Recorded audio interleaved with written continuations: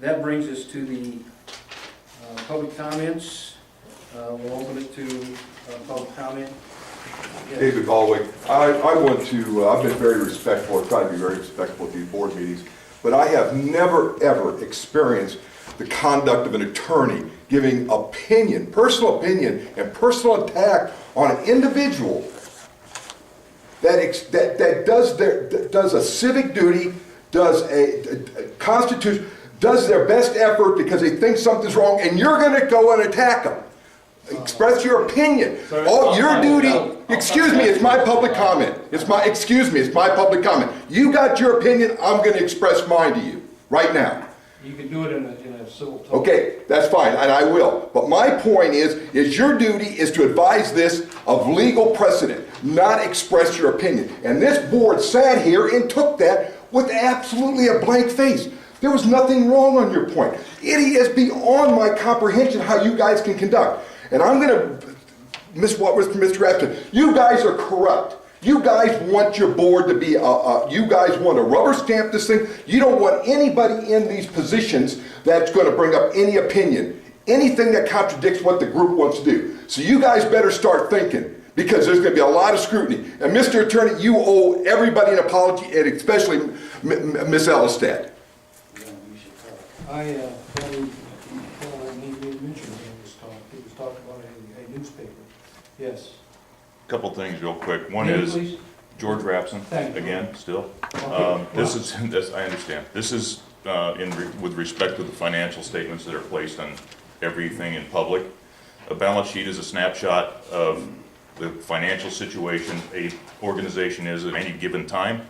It's interesting in a certain respect. It tells you what your financial health is, your current ratios, your assets to liability ratios, all of the things that are important to analyze at that particular time, but it's irrelevant if it doesn't have a comparison. If there's no 2012 current period to 2011, how do I know? Are we improving? Are we going down? I mean, do you know? Can I ask any one of you, do you know what it was compared to last year? No, you don't know. An income statement is where we are in a particular period with respect to income and expenses. Comparing to the last month is insane.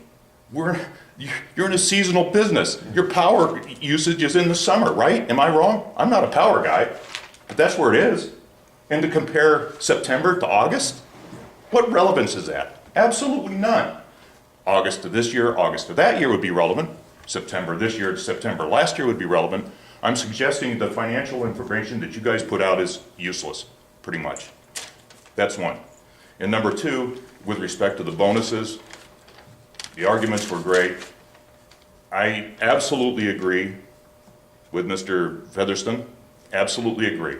Clearly you or nobody else here has ever worked in the private sector.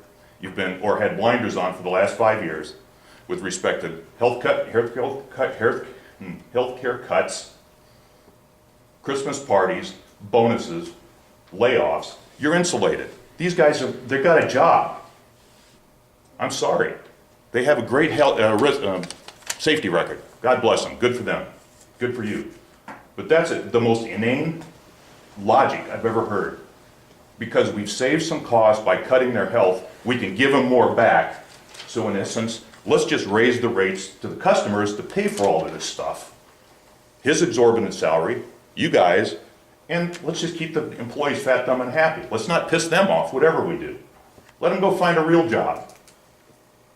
I think you guys, I echo his sentiment. Sorry. Craig Hay from Mesquite. Just going to ask another plea that the meeting in January affects Mesquite. I'm going to ask that you hold the meeting in Mesquite.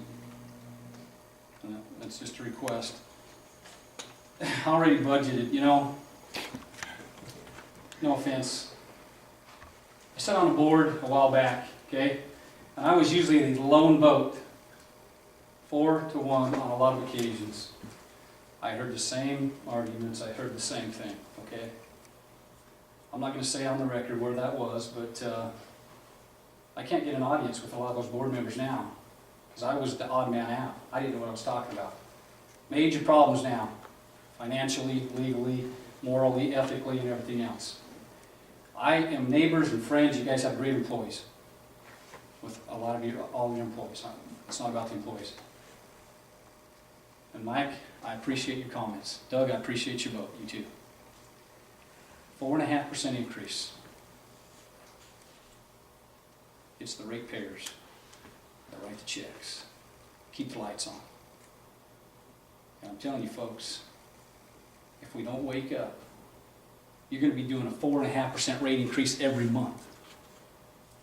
And that's all we're asking to be responsible. When we talk about Mesquite, the city of Mesquite, there have been layoffs, there have been decreases in employees, so we can throw out the longevity, we're going to be having that discussion pretty soon. But I'm just saying, we have got to be responsible. You guys, they still have their jobs. And gratefully, I'm grateful they do. But all I'm asking you folks is, you know what? Financial statement, it was budgeted.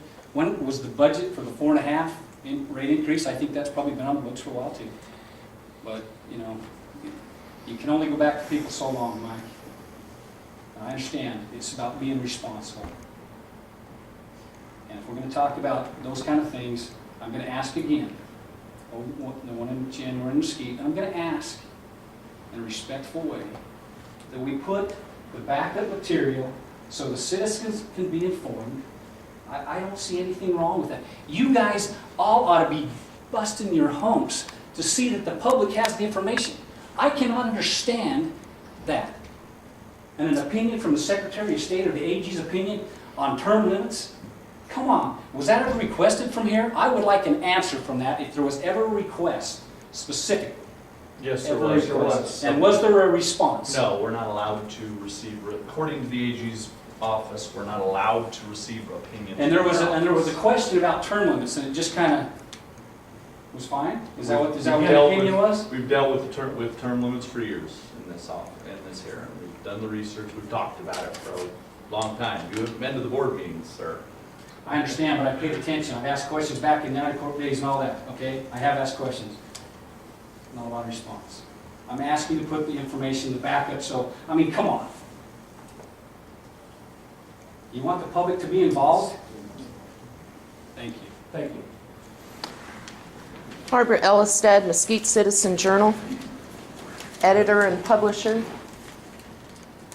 And I find it interesting, Mr. Wilson, that you said this was a budgeted item for the bonuses to the employees. I asked specifically for a budget, a yearly budget, just like we get from the water district, just like we get from the city, that clearly outlines all of the costs associated with employees by line item. I was told in August, we don't do that. So I'm curious now in November, how you can say it was budgeted.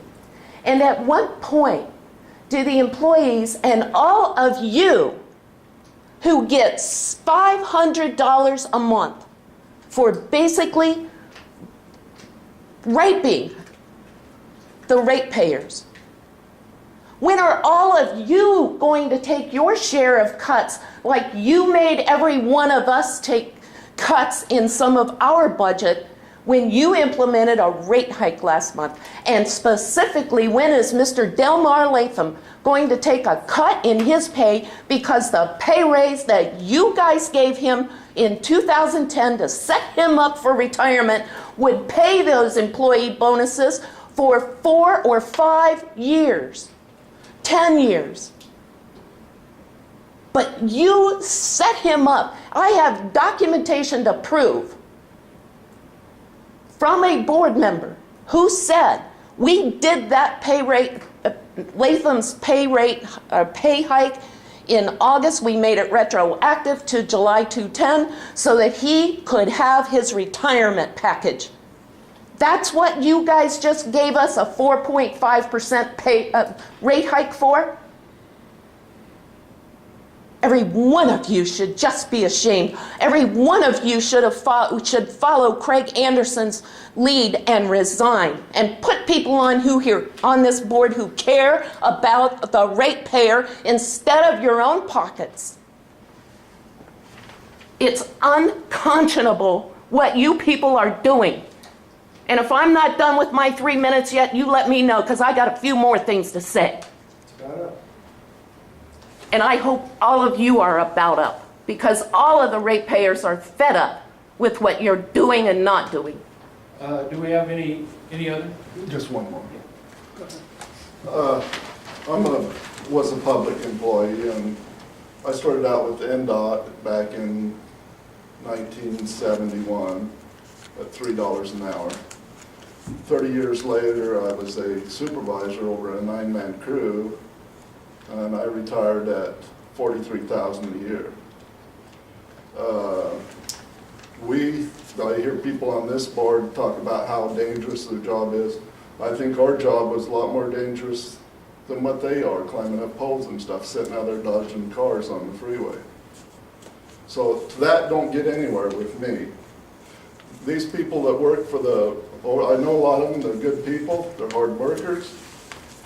They deserve a good wage, but they don't deserve an out of this world wage at the expense of everybody out on the outside trying to make a living off of, a lot of people can't go to their employees and ask for a $300 Christmas bonus. But I don't know,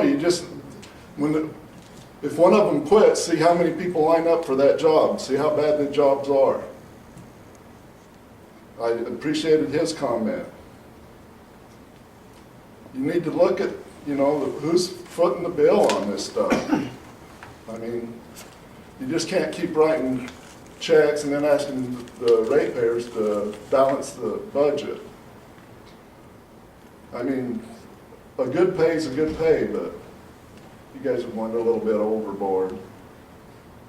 Anyway, that's all I have. John Taylor, Mesquite. I'd like to ask if this meeting is being tape recorded. Yes, it is. Okay, thank you. And just make a brief comment to the board attorney. Sir, it just appears to me that this board is in violation of the open meeting law, flagrantly in violation of the open meeting law.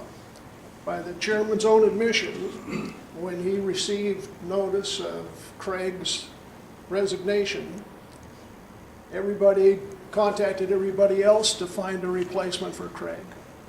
Business was conducted outside of this boardroom. Everybody admits it. It was open right here. There was no, the only contact that was made was the indication that there was an opening on the board. Okay. Now, also, we are not under the open meeting law. You need Fine. to understand that.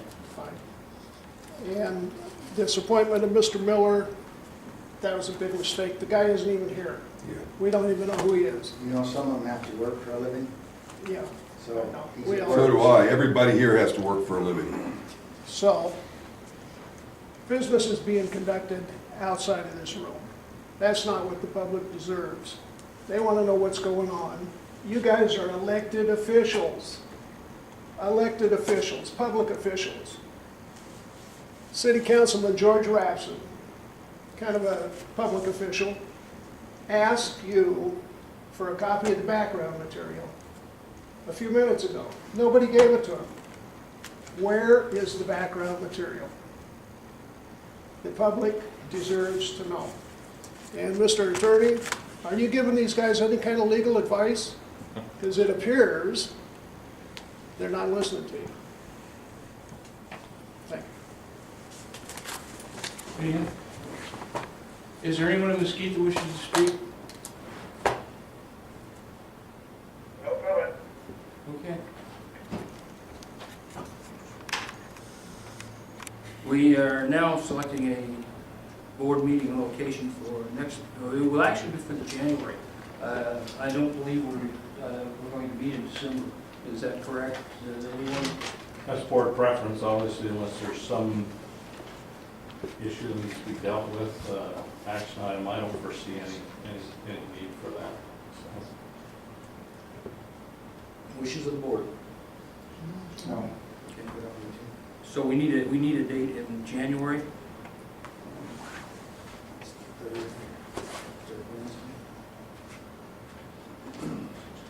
Would Wednesday be the 16th? And the location, I make a recommendation that it be on the city Mesquite, that would be where the planning would be taking place, for Mesquite. okay, I'm looking for a motion for a meeting on January 16th in Mesquite, Nevada. Do I have a second? Have a second? All in favor? Aye. Any opposed? Seeing none, our next meeting will be January 16th in Mesquite, Nevada. Our next item is there an executive session today? Do we need to? No, I don't so. Okay. Then our next motion would be a motion to adjourn. Looking for a motion to adjourn. I got a motion to adjourn. Do I have a second? I have a motion and a second. We're presently adjourned.